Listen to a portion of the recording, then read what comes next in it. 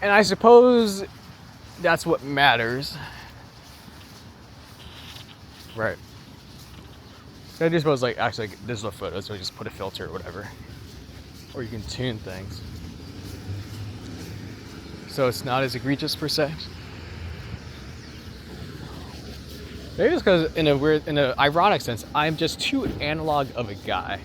Like, I do appreciate, like, oh, look at that. That's a decent sunrise. Not as nice as the one the other day on Tuesday, or on Thursday, but, you know, it makes me feel less miserly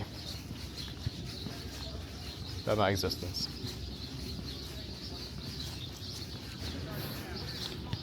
I will say.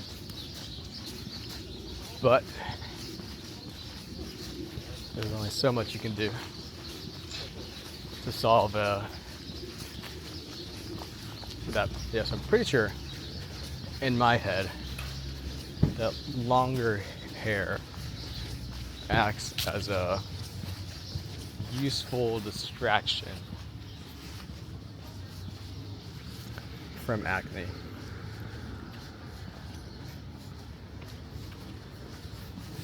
Or at the least, okay, let's make sure we're on the right street actually. Okay.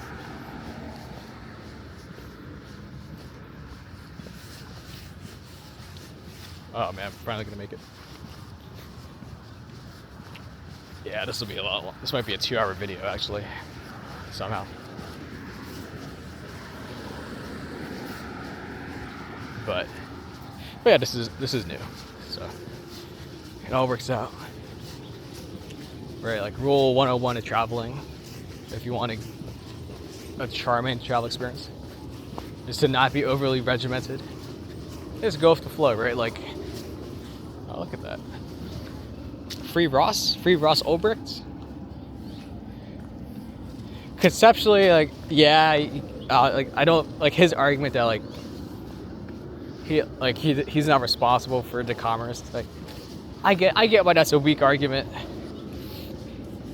but I don't know, man. Lots of schmucks get out of jail free for other things, so I won't be worked up about it. Yeah, that's gotta be an old sign though. So, I look at this, such a charming place. Again, such a charming place to where I feel disappointed about my room and my setup. It's not bad, and I do like the convenience of, like, it's not convenient, it's a mile to the subway. Not a mile, but 80% of a mile. And so what's that? It's a kilometer. My place is a kilometer from the subway. Like, yeah, I'll take the extra steps. Like, I won't complain about, like fine, if you want to make me a healthier person because of the built environment in which I exist, like, fine, it insists upon itself, and so I shall endure. Okay. But yeah, it's like, it's not really helping me in other regards, is it? No, sir. No, ma'am. It is not. Much to my chagrin. But again, you do what you can to improve. That exists.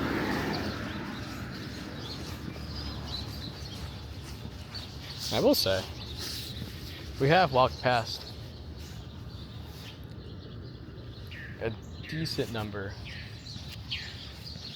of relatively like big hotel complexes, apartment complexes, you know? Oh, but of course, like, this is not the most transit-friendly part of DC. So, you know, density has a virtue of its own virtue, but without transit density kinda breaks. So, you know, it's how the cookie crumbles.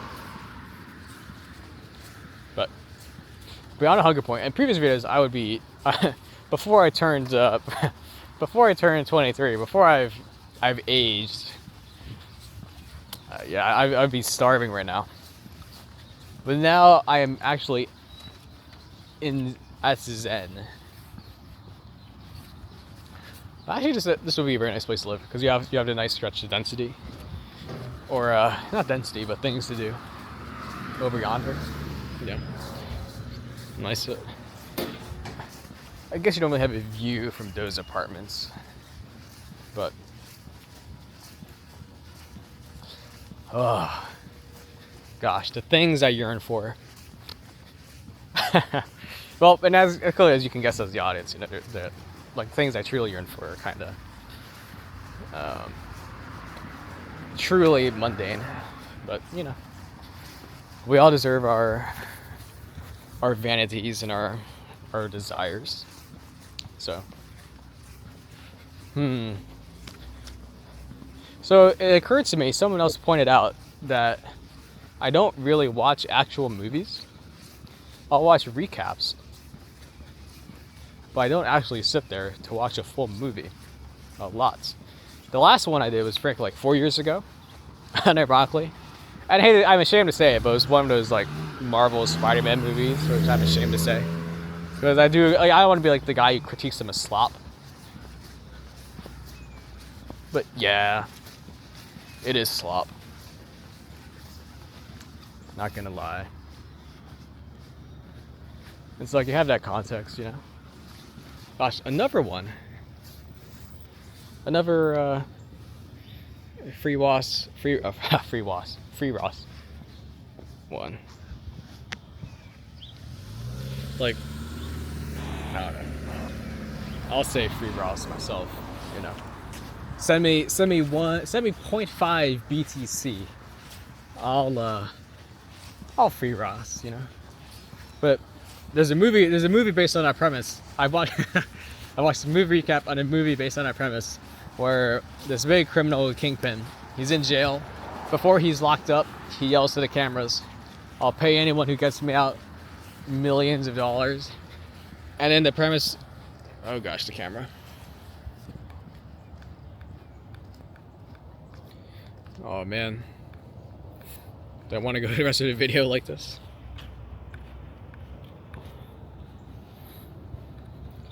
Again, my camera work knows no bounds.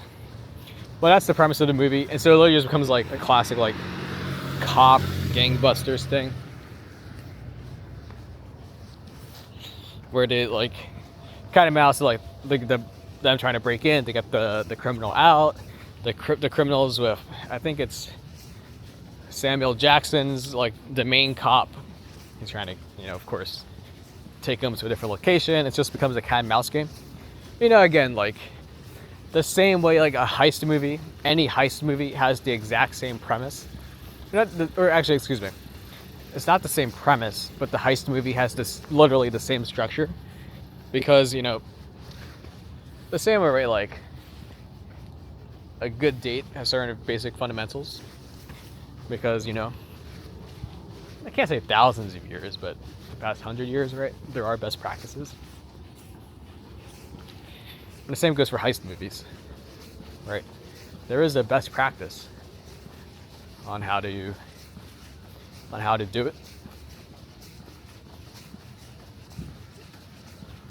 So that's that. But so some of it comes down to just, you know, like the recognition that the average movie just isn't that good, actually, especially for the amount of time that you have to invest in it, if you think about it, right? Like, I think that's a fair statement to make.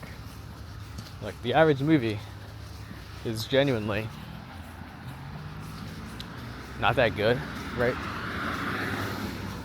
The Library of Congress archive is not overfilling with digital film, per se. This Rock Creek Park or something. Lots of dog poopies. But what movie? So I just suppose maybe that makes me a film connoisseur, eh? Maybe this means I know what I'm talking about when I think about movies, eh? How about that, old chap? But so the movies I do watch, sure, certain, and again, I have come now that I was thinking about it the other day, or the other day, I mean yesterday, walking back from the subway after going to the library to, because I have to do some work after an offsite. I do suppose the movies I have watched, they do share they do share certain characteristics, eh? It's like the two movies that came to mind. One was very charming, so it's from 2013, called About Time. It's a very, I would say, I know of the movie, I remember the movie, because I think about it fondly, of course, but I didn't realize it was rated R somehow.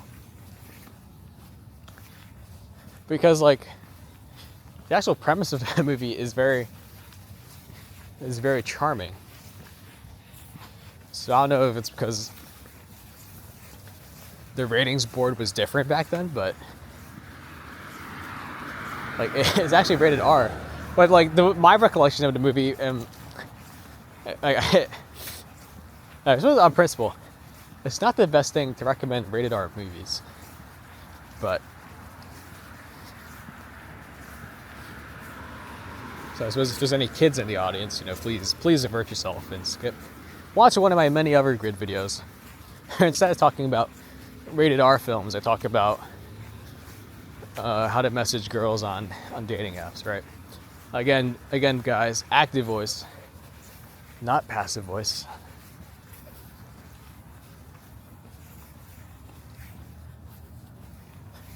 As we've learned the hard way. Or maybe not that hard, because nothing that bad has happened, but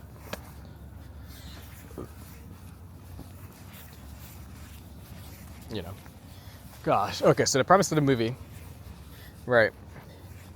This guy and his family has the ability to time travel.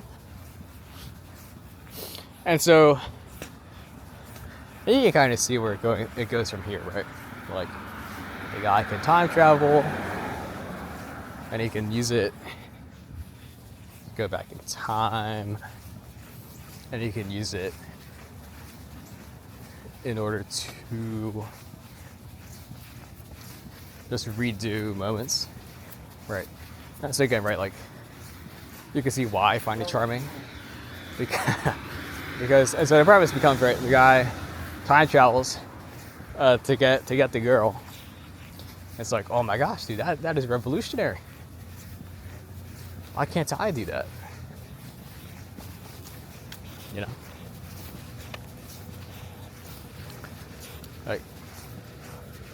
Yeah, that's the premise, guys. But so that's literally the premise, or effectively, that is the movie. And so I do think part of why I like it is I don't know, as a teenager, because I didn't watch it in 2013, because I don't think I had a big showrun distribution, but I watched it at some point. I think Netflix has it now. I watched it at some point. I suppose I don't know, maybe I was 18 or something. I was sitting there gobsmacked at the premise, oh my gosh, that would be so dope, bro. Having a nice little time machine to read things, dude, I'd at least have one more. I'd at least be a disappointing footnote to one more girl, if that was the case. And again, now you get some I think that's a very negative attitude, but conceptually, someone has to be the most disappointing guy a girl has ever dated, or someone has to be the shortest, or funniest, or smallest, or the most charming, or most generous, or most degenerate, or most philosophical, or most pensive, or most neurotic. Insert adjective of choice. Right? I don't know. To me, that's kind of uplifting, right? I can choose to be a disappointing partner, you know, and I find that uplifting. TBH, in my head at least. Again, it is actually, I do suppose, it is kind of disappointing in practice when you think about it, but I don't know.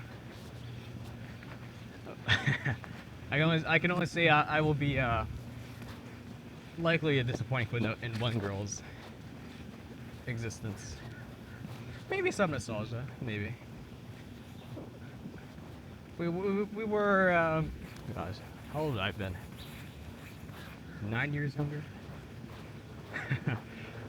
Oh man, 9 years ago. Once again, just from the show. I think I'm the state of my existence that way.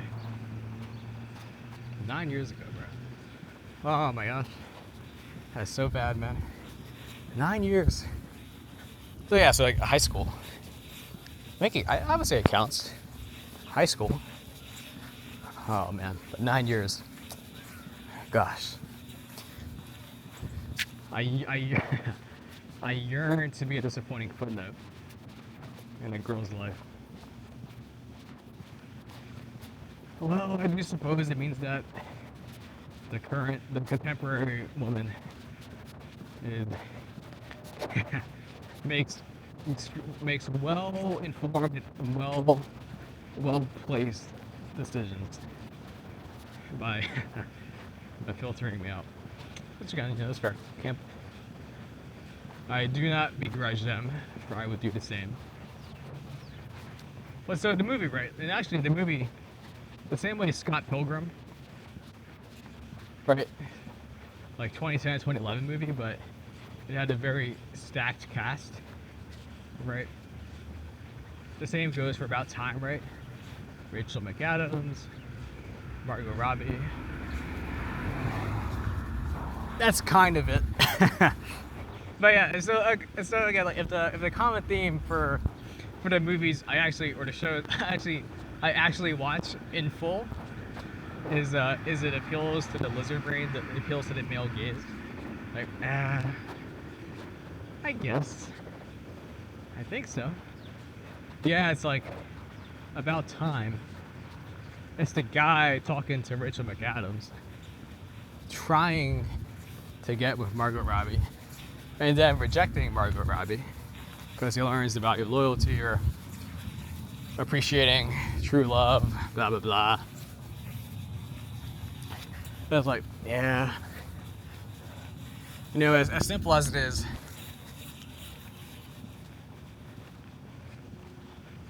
I kind of like, yeah, I'll take it. And the other one is a movie Companion. Now, I think, or someone else made a point that Companion, if you go into it blind, would be such a better movie if you go into it completely blind. But if you do any Google search, it will take away the big, like, it's kind of more of a Knives Out type of movie, I think. I mean, I haven't watched Knives Out, but I think it's that type of premise. But yeah, so I'll spoil it for you. But again, like if you can watch Companion, I think it's on HBO. So again, like Sophie Thatcher's in it for the male gaze stuff. Sophie Thatcher pre buccal fat surgery.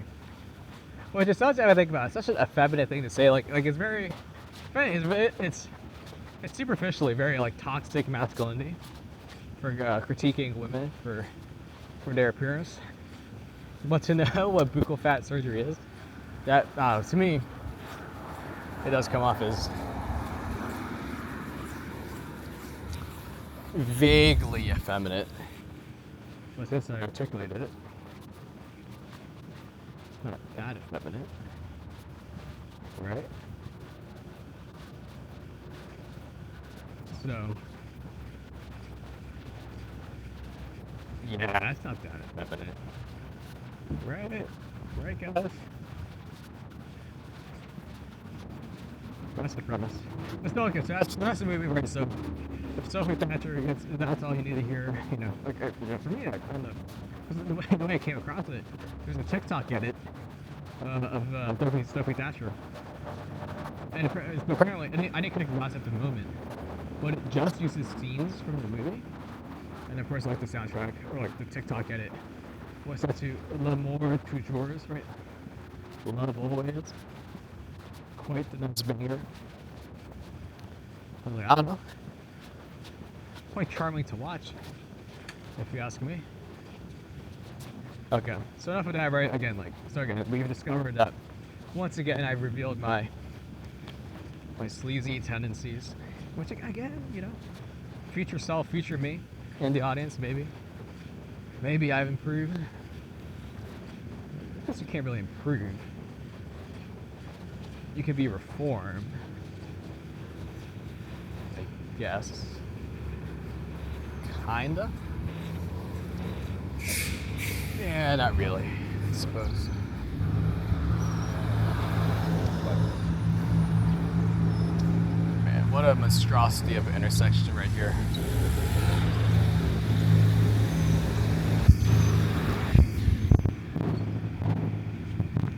Okay, now I was just filming the ground. Well, what can you do? Yeah. You need some better camera work at some point, but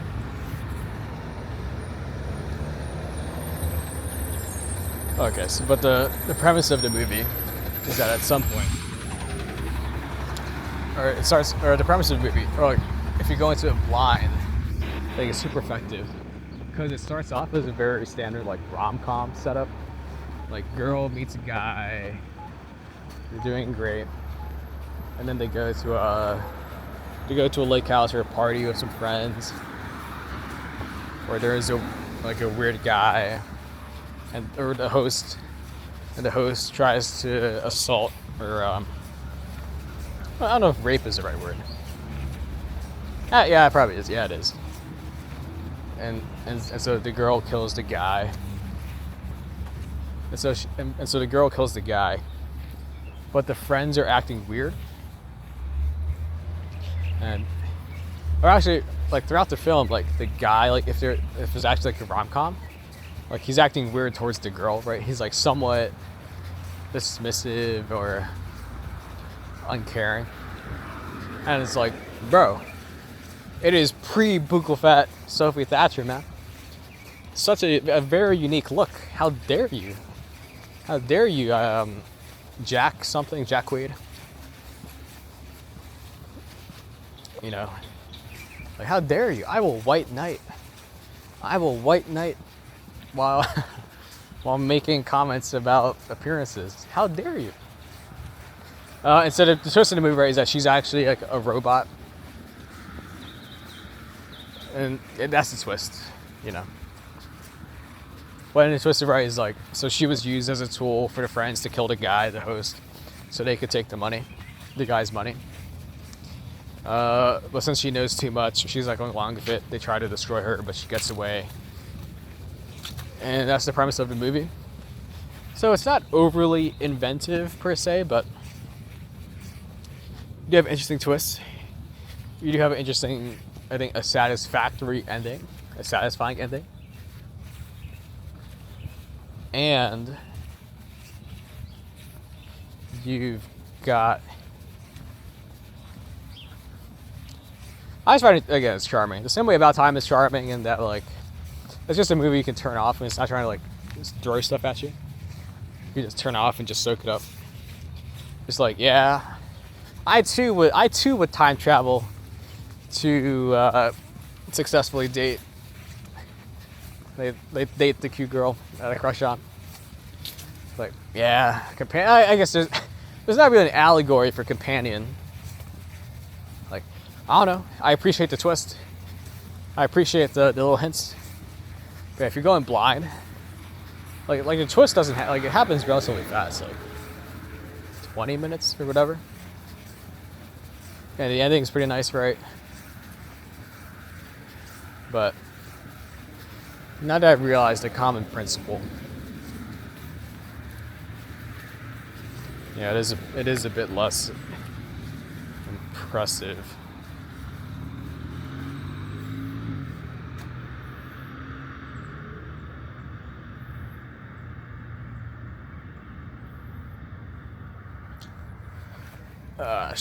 Crap.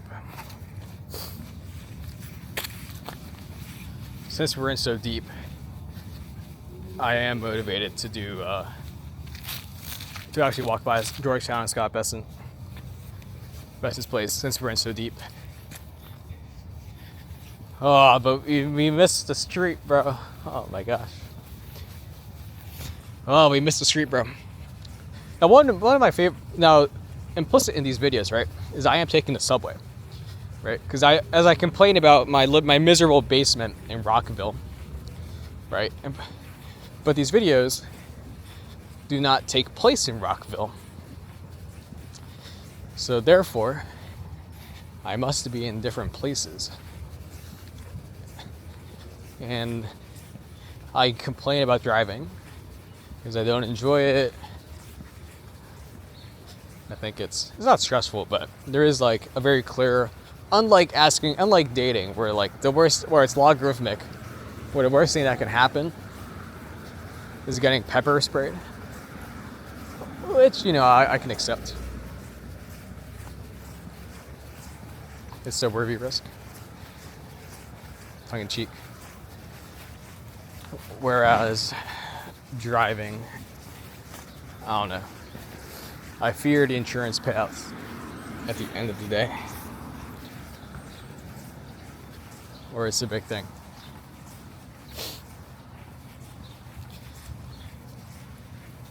Yeah, and so I take the subway to get down. 2 places.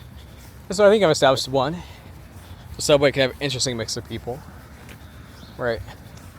And again, like the sleazy parts, like was not sleazy actually, but like you see a cute girl that you otherwise wouldn't see, right, if you just sat in your basement.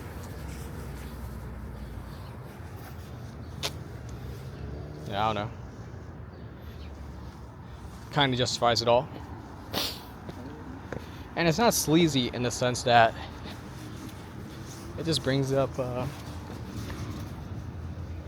okay, that's pretty cool. Walk of Russian art, and it's just Russian writers. I've heard of Pushkin.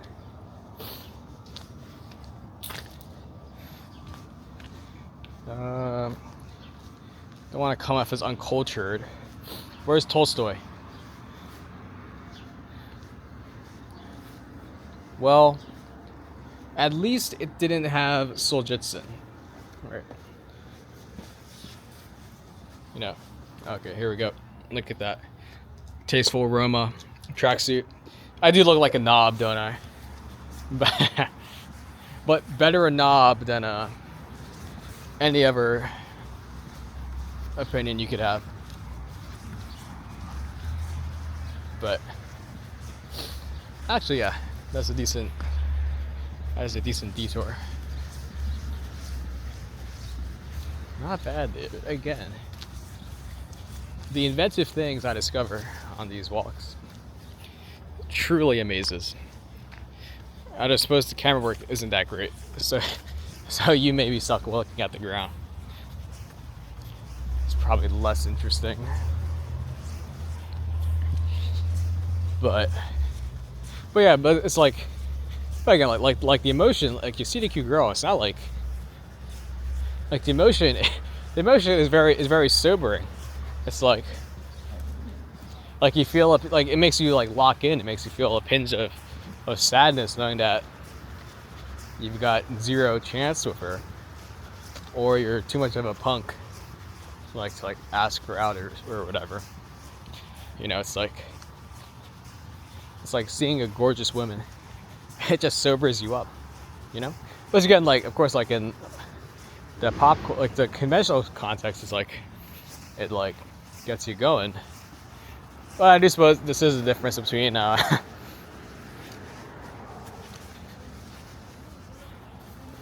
this is just a difference between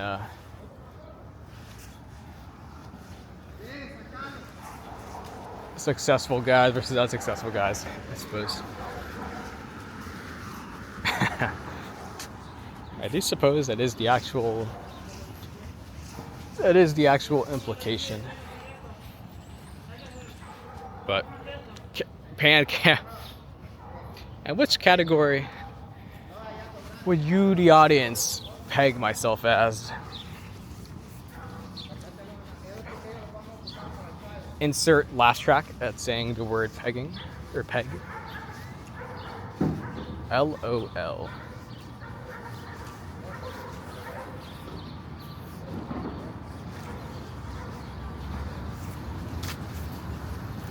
But yeah, it just has a sobering effect. Yeah, but anyways, and so on that sobering effect, and so like seeing like in person, that is the more effective way.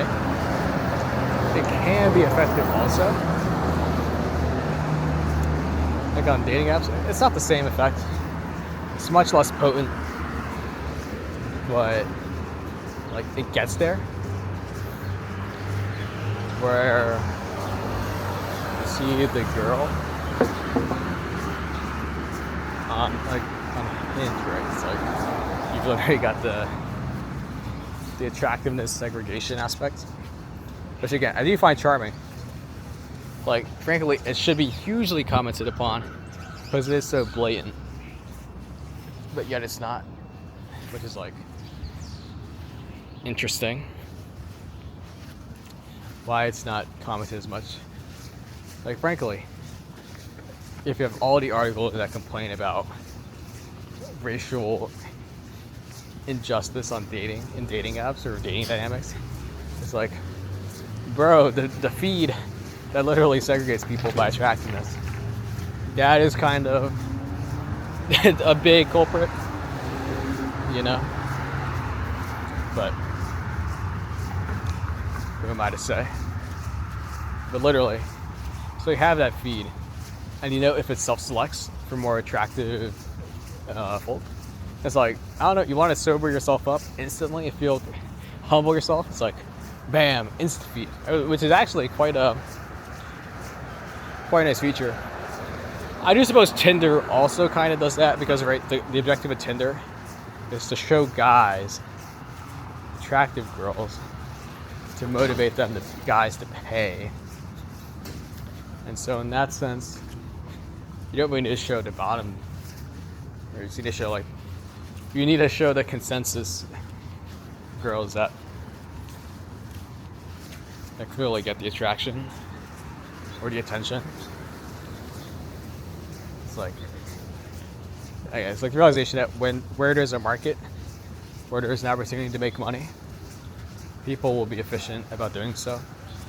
Right? The Nobel Peace Prize poly market. Right?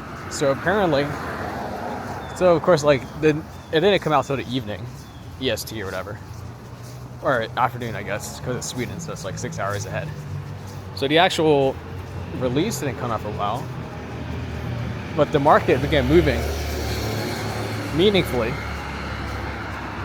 ahead of time. And apparently the Nobel committee is 5 people. Presumably those 5 people take the integrity of the organization seriously. They like the name brand. They like keeping it. They wouldn't be the ones insider trading on it. So it's like, well, how did it leak? Was there insider info? And you could talk about, well, maybe like the IT guy who has to upload the press release front ran it. It's like, yeah, I could buy that. Because IT bro kind of is not rolling in the money. So I get that. I can see that. Gosh. Other people making money creates a negative effect in my very negative, creates a very sobering effect. I will say. Look at that, Glover Park. I have not checked it out. It actually seems pretty nice. So maybe we should one of these days. Maybe. But yeah, supply market. So it turns out, or at least the more interesting observation is that some, like, on the website, like, they need to upload the picture of the person who wins it. So someone made a point that, like, someone was just scraping the website and just seeing when a new, like, file was uploaded or a new, like, repository or cache. And apparently at some point, like, they saw the photo pop up, of course not like on a public-facing website, but on the, like, whatever reserve thing.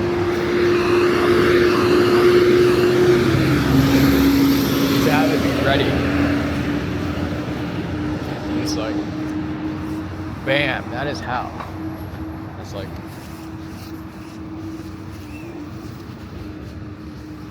and that's how the insight was gleaned. And like, damn, bro, that is actually pretty smart right there.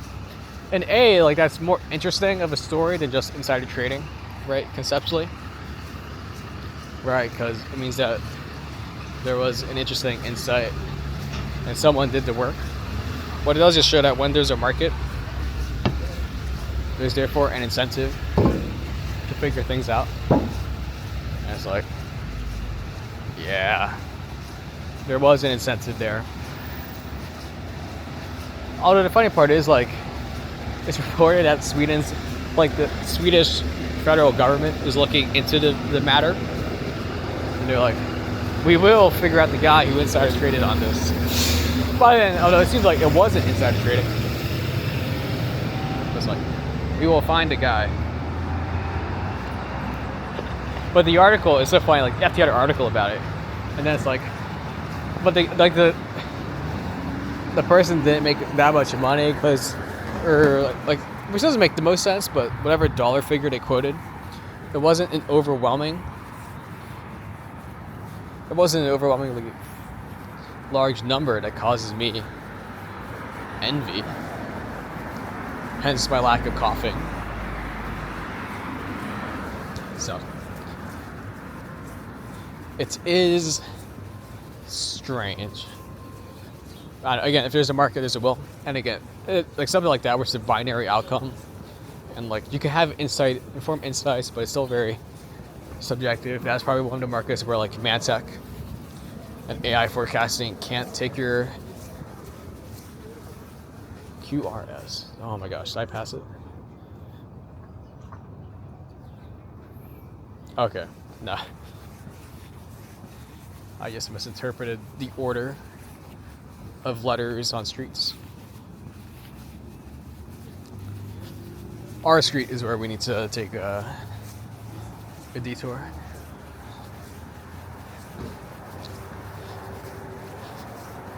Yeah, so that's the Nobel Prize market right there. Fun thing. But yeah, but anyways, back to the sleaziness again. It's the perfect mix. I do the perfect mix of some vaguely intellectual or finance oriented, and then more slice of life, dating, or sleazy whinging. But no, if you have to pick an order, it's not bad. Now, if I was a true vlogger, I would go into a place and grab something to eat and do a little food review thing. However, I do like my cooking. Clearly, although you could make the argument, and it would actually be fair, given my lack of enjoyment in food, and given that the majority of food that I eat is my own cooking, the culprit for my lack of joy